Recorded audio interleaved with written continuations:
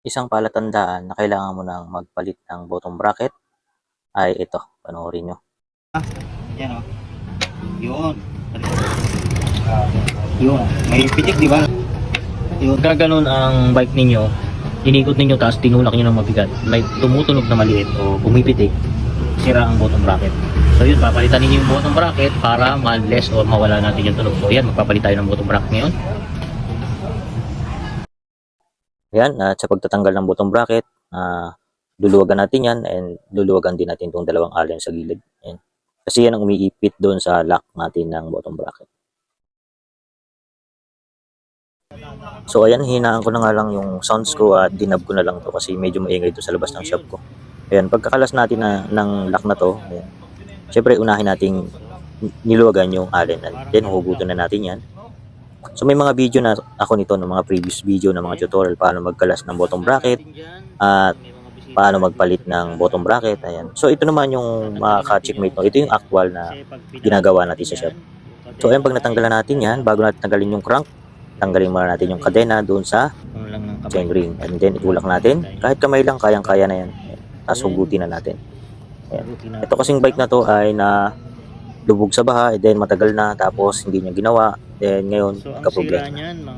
Ayan, tulad ng sinabi ko, ang sira nito ay bottom bracket at ayan, pakita natin, gumagalaw na yung cell bearing o yung bearing sa loob. Pagka ganyan ang bearing natin sa bottom bracket at gumalaw na, either pwede nating palitan ng bagong bearing or palit na lahat yung bottom bracket. So maingay yan kapag pumapadya kayo. Sumasayaw na kasi yan eh. Kaya yan, mairita kayo habang nagbabay kayo pag nasira. So ang pagluwag nga pala ng bottom bracket ay papunta lagi sa unahan ng bike. Yan ang palatandaan ko para hindi na ako isip ng isip. May mga palatandaan ako na gamit. So yan, kalasin lang natin to. Ayan, makikita nyo, ayan o, puno ng tubig, putik na yung loob. So talagang yung bike ninyo, pag pinabayaan ninyo yan, mas nailubog sa baha, yan ay masisira, buwan lang. Oh, tingnan mo ang itsura ng bottom bracket niya. So ang nagpapaikot na lang dyan sa bearing niya ay tubig. So yung grasa dyan nawala na. Kalawang at tubig na lang ang nagpapagalaw dyan. So yan ang ingatan natin. Ibig sabihin, kung umuulan, safe pa ang ating bottom bracket. Pero pag inabot na yan ng baha at nilubog ninyo, hindi na yan tatagal. Tutunog na yan mga ilang buwan lang. At pinalitan natin ang bagong bottom bracket. Kaya lang itong bottom bracket na ito ay nirep ako or inayos natin. So para mas makatipid sila at hindi sila bibili ng mas mahal na bottom bracket, ayan, ginagawa natin ng ibang paraan. Siyempre, pag humirit yung mga customer natin na walang pera, ganito, ganyan, pinagbibigyan natin yan. So ayan, huwag natin kalimutan mag-apply ng grasa. Kada maglalagay tayo ng bottom bracket. Then pasok na natin yung crank. At ang customer nga pala nito eh malayo pang uwi, no baliches.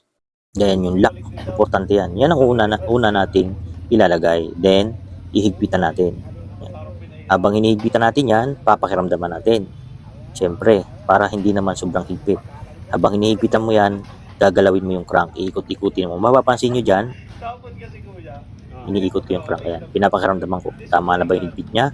O kailangan pa ng kunting higpit? Ayan, hinihigpitan ko po ulit. Niluwagan ko siya kasi masyado mahigpit. Ayan. Ganun lang. Mararamdaman nyo naman ang crank kung mahigpit kasi medyo kapit. Pero pagka yan mahigpit na, nalutang, yun na yung oras para higpitan mo naman yung dalawang allen dun sa gilid. So, ayan. Ang paghigpit ng allen, hindi sobrang higpit na galit ka. Hindi. Yung tama lang kasi malulose thread yan eh. Yun ang iingatan mo. At itong ginagawa ko na to, yung isang allen dyan, loose thread na. So bali isa na lang nakakapit dyan. So ngayon, ginawan pa natin ng paraan yung isang allen para magamit at humigpit pa ulit. Ayan. So, ayan. Ganun lang pagkakabit ng crank. So, ayan. So, nawala na rin yung tunog. Siyempre. Ayan. At ayan. At pagkatapos nating higpitan ng allen, yan, putik-putik pa natin, pakiramdaman pa natin. Ayan. And pag na-sure na, okay na yan. So yan, ito yung problema ng bike niya dati, no? Tulak natin kung may pipitik. Wala na, no? So pag ang bike ninyo, pag tinulak nyo ng matiin na gano'n, tapos bumipitik siya, may tunog, bottom bracket yun. Ayan. So yun lang sira na ng bike niya, no? Pinalitan natin ang bottom bracket kasi yung bearing niya is umalog na. So yan, sana may natutunan ulit kayo sa aking isang technique, no? So yan, salamat. Ayan mga kapards, at isiningit ko na rin tong isang reds ko na napaka-exciting at napakaganda. So ayan, panoorin nyo. So marami kong dinaan ng mga obstacle dito at sobrang hirap ng dinaanan ko. So pababa sa bundok at hindi ko alam kung saan ang lusot. So basta makababa lang ako galing sa bundok. Ayan, diniretso ko ng diniretso, kaya lang napaka lagkit ng putik, malalalim yung dinaanan ko. So daanan daw naman kalabaw yun eh. So pinilit nating makarating hanggang sa baba kasi ang target lang natin ay makarating tayo dun sa ilog. At yun nga, narating natin yung ilog. So ayan, panoorin itong part na aking paglalakbay dito sa bundok. Ayan mga parts, minto muna tayo kasi sobrang lalalim ng mga dinadaan nating trail. So hindi kaya ng bike. Ayan o. Ayan. Punta riyan. Pataas. So itong binabang ko mga 80 degrees pababa. At napakalagkit ng putik. Ayan o. Pababa. So ayan. At taban ako. So grabe. Nahirapan tayo dito sa bababa na to.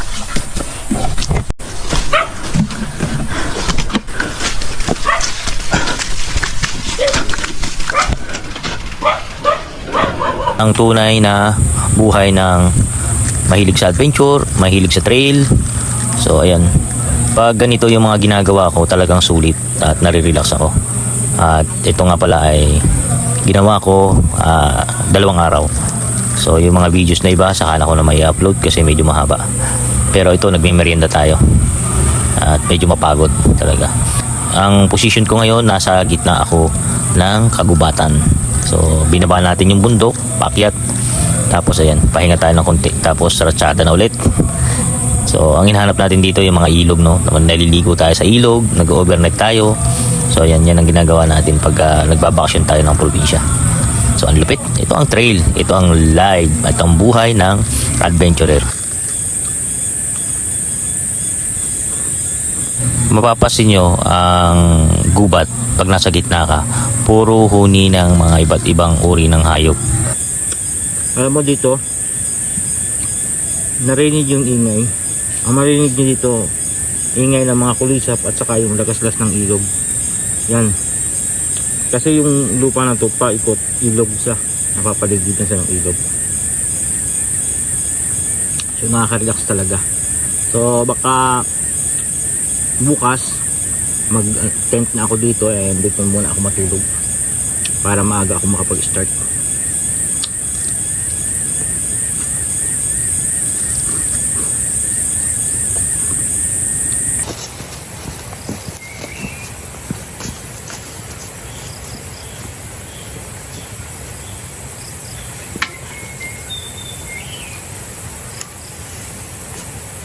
So ayan, at